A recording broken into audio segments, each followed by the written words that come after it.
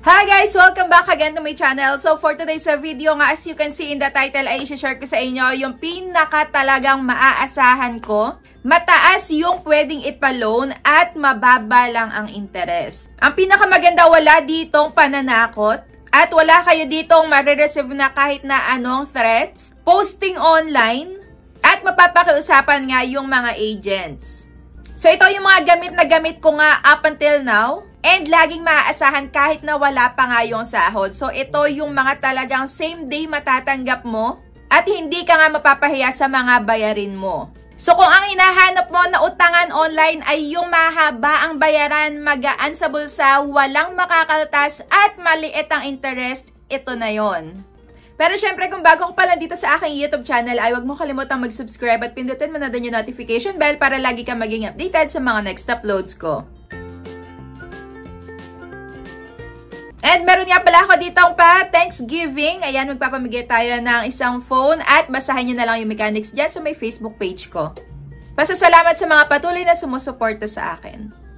Pero syempre, lagi ko nga sa inyo sinasabi, kahit na anong loan application man yan, mapamatagal nang lumabas or ngayon, mapalegit man yan or hindi, lagi nyong basahin pa rin yung loan terms and agreements, buong details ng loans nyo, yung due date, kung magkano matatanggal, magkano interest, at yung privacy policy na din para sigurado kayong lahat. At lagi nyo nga din i-check sa may SEC or Securities and Exchange Commission kung naka-registered sila at kung legal yung mga pautang nila. So, unahin na nga natin dito ang Cashalo or Cashalo, na talaga nga namang maire-recommend ko kung wala pa kayo, ayan, kung next month magkaroon kayo ng bayarin na kailangan nyo in a minute lang, darating na din to sa my GCash mo agad-agad. So, kung wala pa nga kayo, pwede nyo i-install, pwede nyo i-try dahil ito nga yung aking current loan sa kanila na nag-loan nga ako ng 5,000 pesos at buo ko nga tong natanggap. So, pinili ko nga pala dito is 27 days. Ayan, 805.53 lang yung pinaka nadagdag.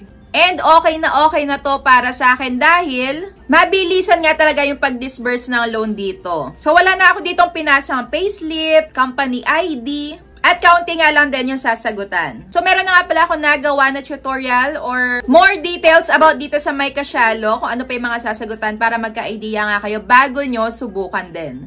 So, pwede nga pala to sa may GCash or sa may bank at SEC registered. So, yung loan term na to, pwedeng up to 90 days. And pwede mo nga tong good fallback para sa mga loan apps na na-reject ka.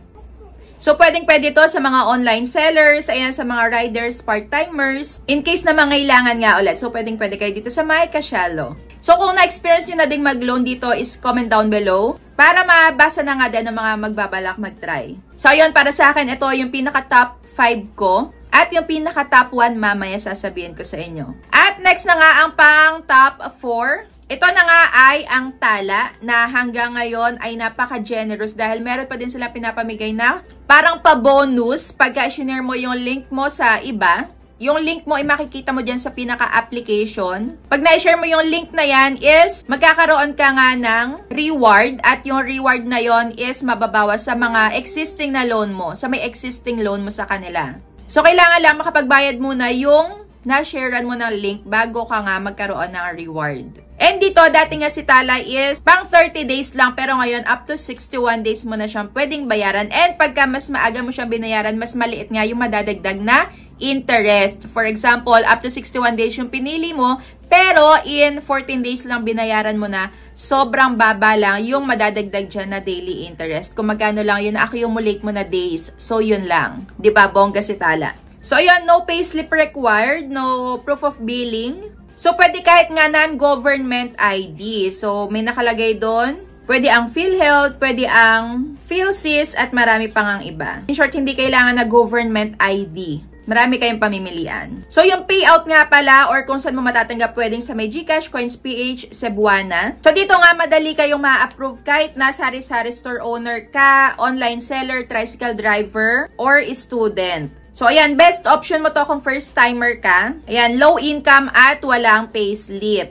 So, dito napakabait ng mga agents. Grabe, wala akong masabi. Yun nga lang, pagka na-late ka ng paghuhulog sa kanila or pag bayad sa may loan mo, mayat-maya silang tatawag sa'yo. So, yun lang. Pero yun naman nga talaga yung consequence pagka hindi ka agad nakapagbayad. For assurance na lang din na tatanungin ka bakit na late ka ng pagbabayad, kailan ka magbabayad, ano yung gagamitin mong payment channel, GCash ba, at kung anong oras. So ayun, dapat sagutin nyo pagka malilate kayo ng pagbabayad para hindi na ulit sila tumawag. So wala nga din palang kaltas dito sa may tala. So ayan, buong-buo mo siyang matatanggap. So pagka urgent cash kailangan mo, pasok ka dito dahil wala pa nga isang minuto din papasok na agad sa may GCash mo or sa Coins PH mo. So ito nga din yung sample na loan computation or yung loan details ko sa may tala. At ang pang third ko naman ay si Maya Easy Credit. So lagi-lagi ko tong sinasama sa mga, ayan, super recommended, highly recommended ko na mga loan apps na dapat tinatry nyo. Para hindi na nga kayo maligaw sa may ibang bagong labas lang. So dito sa may Maya Easy Credit, wala ding makakaltas, buo mo siya matatanggap. Papunta sa may Maya wallet mo. At pag napunta na sa may Maya wallet mo, pwede mo na siyang i-transfer sa may GCash mo or sa iba mo pang bank.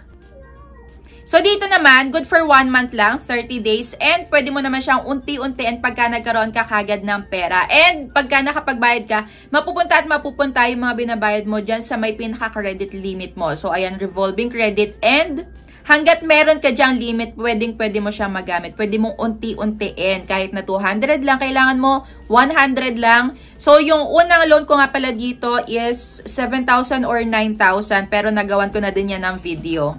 Sa may ID naman, pwede din dito kahit na hindi government ID. Yung payslip, wala ka na ditong isa-send na payslip. Kaso nga lang, yung pag-approve dito is depende sa may paggamit mo ng Maya, kagaya ng GCash. Depende kung gaano mo siya kadalas gamitin dahil meron nga din ditong pay bills, ayan, buy load, bank transfer, at marami pang iba. So kung gusto mong mas mapabilis ka maaprobahan, gamitin mo ng madalas si Maya app. Ayun, BSP and SEC registered din to. So mabilis din ba itong matanggap? Yes. Wala pa ding isang minuto matatanggap at matatanggap mo na din. At ang second ko ay ang G-Loan. So, ito pala yung sample ko na loan sa may Maya. And next naman is sa G-Loan. So, dito naman sa G-Loan ay ang generous din na to dahil meron nga tong pa-cashback. So, yung cashback nila dati, mag-aantay ka pa ng 7 days bago mo ma-receive. Pero ngayon ay oras na makabayad ka, makapag fully paid ka sa kanila, matatanggap mo na din kasunod yung cashback mo. So, dito lagi ako nakakakuha ng 1,100 plus. Pagka nagpo-fully paid ako. O, di ba, napakabongga. So, dito naman, pagka mataas yung G-score mo, auto-approve ka na dyan. Pero kailangan, lagi mo nga din ginagamit itong si GCash bago ka mag-apply ng G-Loan or G-Credit or G-Gives sa kanila. Kasi nakabase nga ito sa may G-score mo kung aaprubahan ka nila. Pero kung ayun, madalas kang gumamit ng GCash at yung iba pa nilang ino-offer do sa may application nila is, ayan, auto-approve ka na. And dito, syempre, walang kaltas. So, buo mo ding makukuha at papunta syempre sa may GCash wallet mo. Pero if ever man nga na meron ka dyang late payment, oras na magkaroon ng laman yung GCash wallet mo is mag-auto-deduct na yan. Syempre, SEC registered din and payable nga to up to 12 months. Syempre, yung pinaka-maximum na loan dito is up to 125,000 pesos. At yung pinaka-top 1 ko, nahulaan nyo na ba kung ano? So, ito ay walang iba kundi ang S-Loan na makikita nga sa my Shopee application nyo. So, baka hindi nyo lang laging na-update yung Shopee app nyo. Ayan, i-update nyo lagi. Dahil baka nga may offer na din kayo sa kanila.